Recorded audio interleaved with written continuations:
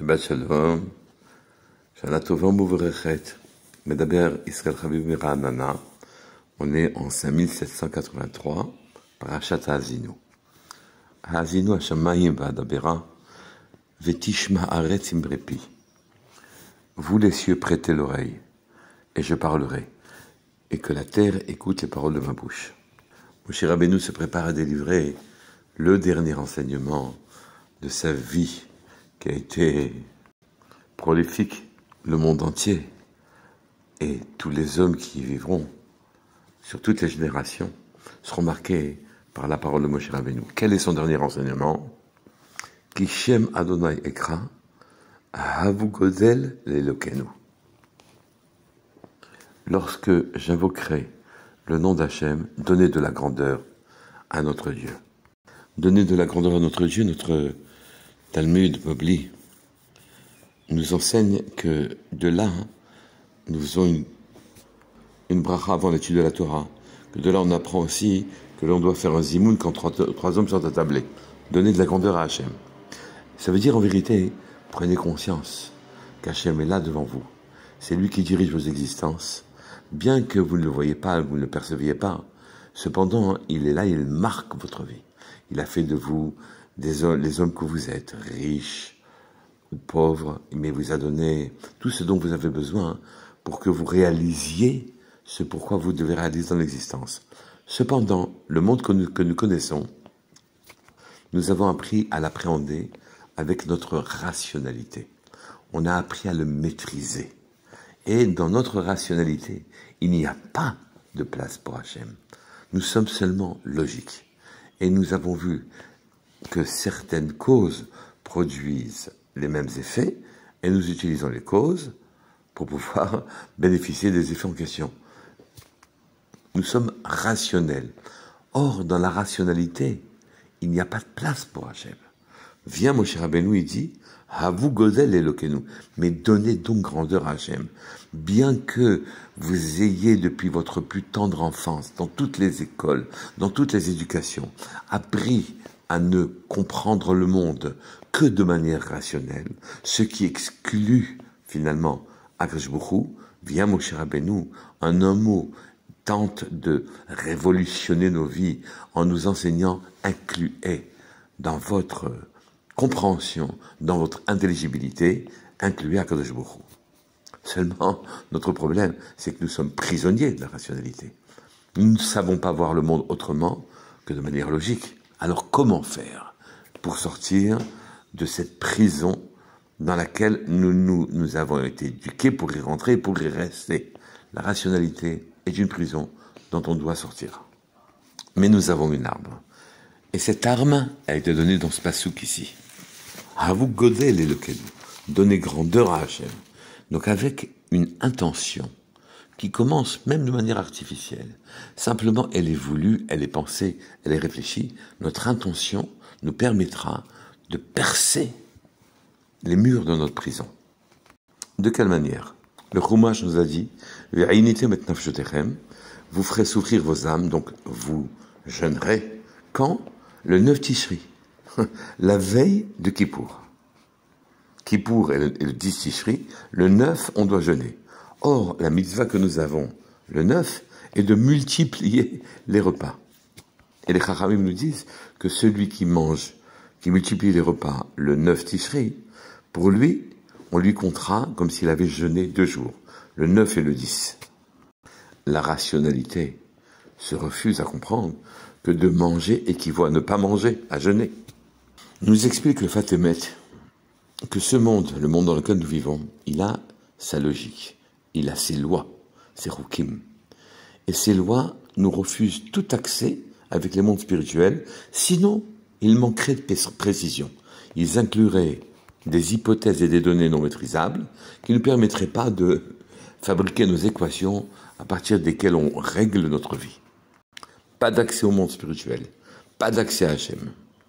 Le monde matériel a ses lois et ses fonctionnements, ses coutumes en quelque sorte. Manger, qui est une activité journalière, sa loi, c'est que ce soit un agrément. Sa loi, c'est que l'on mange certaines quantités, pas plus, pour ne pas en arriver à un dégoût. si je mange plus que de coutume, je sors de la logique de ce monde-ci. J'en fais un usage non conforme à ces lois. Manger plus que la normale, ou bien se priver de nourriture, finalement, ça répond au même but. On ne respecte pas le fonctionnement naturel des lois concernant notre alimentation. Manger plus ou manger trop, ou ne pas manger du tout, se priver, c'est ne pas respecter le derech haaretz, le fonctionnement de ce monde. C'est sortir de sa logique. Par mon intention de jeûner le 10, et pour jeûner le 10, de manger plus que normal le 9, je suis en train d'avoir l'intention de sortir de la logique de ce monde-ci. J'utilise notre monde et son activité journalière comme accessoire au monde spirituel qui est que je dois vivre comme un malach, comme un ange, qui ne boit ni ne mange, le jour de Kippour. Je sors de notre monde et de ses lois. Et je le renvoie au rang d'accessoire, de secondaire, face à la spiritualité. Le corps même du délit devient une aide pour s'élever. C'est donc notre intention qui fait tout le travail et qui construit le pont avec le monde spirituel, avec Hachem. En fait, toutes nos mitzvot partent du même principe. Elles ne répondent à aucun besoin terrestre. Les tefilines, c'est une prise, on prend une peau de bête, on y met un parchemin et on écrit dessus les psukim des deux paragraphes du Keret Shema. Et ceci est un geste d'obéissance à Hachem qui ne trouve pas de logique sur terre. Quand on s'abstient de manger des nourritures interdites, alors qu'elles sont présentes sur terre, elles sont offertes à nous en quelque sorte. Là aussi, on ne répond pas à une logique terrestre. On s'abstrait de l'attraction des lois, des coutumes terrestres, de manière à conserver notre liberté d'aller vers le haut. La rationalité a construit nos lois et nos principes pour vivre dans ce monde-ci, et on a fait un monde fermé, en utilisant le monde matériel en dehors de ses lois propres, dans l'intention de découvrir et d'explorer les mondes célestes et de se rapprocher du Créateur. J'accède à ma liberté. À propos des tables de la loi, c'est écrit « Antikre Charut », ne lis pas. Charut est la Cherut, liberté. Les commandements d'Hachem sont notre liberté.